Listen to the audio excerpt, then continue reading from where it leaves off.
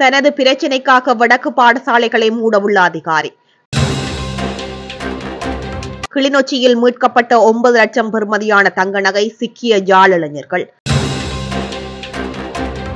கோர விபத்தில் தாய் மகள் உயிரிழப்பு, தந்தை மகன் மருத்துவமனையில். கொழும்பில் காதலனை சந்தித்து விட்டு வீடு திரும்பிய மாணவிக்கு நேர்ந்த கதி. இது தொடர்பான மேலும் விரிவான செய்திகளுக்குள்.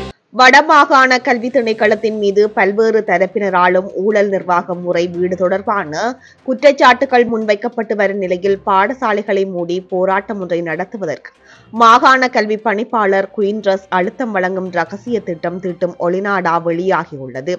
குறித்த சம்பவம் தொடர்பில் தெரிய வருவதாவது, வடமாகாணத்தில் உள்ள பாடசாலைகளில் நிர்வாகம் மற்றும் ஊழல் முறைகேடுகள் தொடர்பாக வடமாகாண கல்வி திணைக்களம் உரிய முறையில் விசாரணைகள் மேற்கொள்வது இல்லை என இலங்கை ஆசிரியர் சங்கம், இலங்கை ஆசிரியர் சேவை சங்கம் உட்பட பல்வேறு தரப்பினர்களும் குற்றச்சாட்டுகளை முன்வைத்து வருகின்றனர்.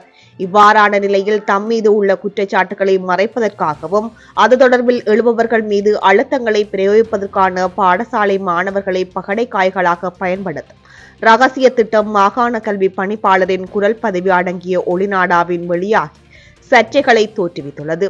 அரச உயர் அதிகாரியாக இருந்து கொண்டு அரச நிர்வாகத்தை குழப்பும் வகையில் பாடசாலைகளை மூடி மாணவர்களை போராட்டத்திற்கு கட்டாயப்படுத்தும் செயற்பாடு அம்பலமாகியுள்ளமை பல்வேறு தரப்பினரிடம் அதிர்ச்சியை ஏற்படுத்தியுள்ளது. டிபார்ட்மெண்ட் கேஸ் வந்து போக போதும் சொல்லியும் பள்ளிக்கூடம் எல்லாத்தையும் சைட் பண்ண சொல்லியும் இந்த மீடியாவில் கணக்கு சும்மா தேவையில்லாத வருது இல்லை எல்லாமே எல்லா தேவையில்லா மீடியாவில் எல்லாத்தையும் அரெஸ்ட் பண்ண சொல்லி வெள்ளிக்கிழமை போராட்டம் கொண்டு வரலி பள்ளிக்கூடம் எல்லாம் கூட்ட சொல்லி நிலைமை வந்து இருக்கு. சும்மா வானத்தில் போட்டு அடிக்க கொண்டிருக்கோம். பீரிக்கு லூஸ் செக்ரட்டரிக்கு லூஸ் எல்லாம் கேட்டாங்க போகிறோம். யாழ்ப்பாணம் புள்ள உள்ள போட்டு வித்தியா மாதிரி ஒரு நாளைக்கு கூட்டி விட்டா சரி முழு பேரையும் பிடிச்சி உள்ள போடுது. லஞ்ச ஊழல்னு சொல்லி அங்கே வாட்டில் எழுதையில அது சைவகிராமில போட்டு லோயரை அரேஞ்ச் பண்ணி கிடாது. எங்களுக்கு செலவில்லை தானே. கிளிநொச்சி போலீஸ் பிரிவிற்குட்பட்ட உதயநகர் மேற்கு பகுதியில் வீடு ஒன்றில் நண்பர்களால் திருடப்பட்ட 9 லட்சம் பெறுமதியான தங்க நகை போலீசாரால் மீட்கப்பட்டுள்ளது. வீட்டில் வைக்கப்பட்டிருந்த நகை திருடப்பட்டதை அடுத்து நேற்று முன்தினம் கிளிநொச்சி போலீசில் முறைப்பாடு அளிக்கப்பட்டுள்ளது. கிடைக்கப்பெற்ற முறைப்பாட்டுக்கு அமைய கிளிநொச்சி போலீசார் திருடப்பட்ட நகையுடன் யாழ்ப்பாணத்தைச் சேர்ந்த 2 இளைஞர்களை கைது செய்து நகையை மீட்டுள்ளார்கள். கைது செய்யப்பட்ட 2 இளைஞர்களும் பல்வேறு குற்றங்களுடன் தொடர்புடையவர்கள் என கூறப்படுகின்றது.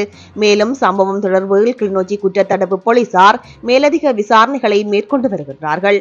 மாத்தளை பலாபத்வல கிருளுகம பிரதேசத்தில் முச்சக்கர வண்டியுடன் பஸ் மோதிய விபத்தில் ஒரே குடும்பத்தைச் சேர்ந்த தாயும் மகளும் உயிரிழந்துள்ளனர்.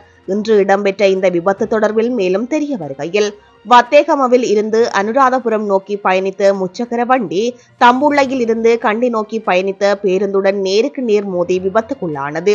இதன்போது முச்சக்கர வண்டியில் ஒரே குடும்பத்தைச் சேர்ந்த தாய், தந்தை, மகன் மற்றும் மகள் ஆகியோர் இருந்துள்ளனர்.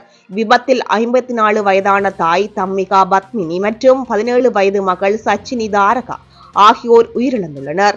முச்சக்கர வண்டியை ஓட்டி சென்ற மகனும் பின்னால் பயணித்த தந்தையும் மாத்தளை மாவட்ட பொது வைத்தியசாலையில் தீவிர சிகிச்சை பிரிவில் சிகிச்சை பெற்று வருகின்றனர். மேலும் சம்பவம் தொடர்பில் மாத்தளை போலீசார் விசாரணைகளை மேற்கொண்டு வருகின்றனர்.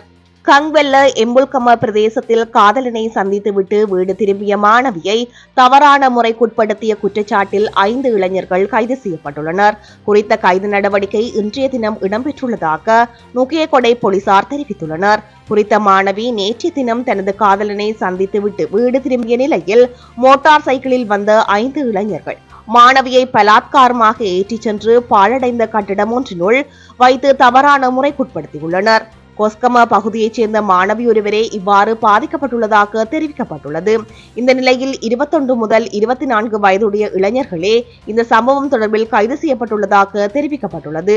மேலும் கைது செய்யப்பட்ட சந்தேக நபர்களை நாளை கோமாகம நீதவான் நீதிமன்றில் முன்னிலைப்படுத்தப்பட உள்ளதாக போலீசார் தெரிவித்துள்ளனர்.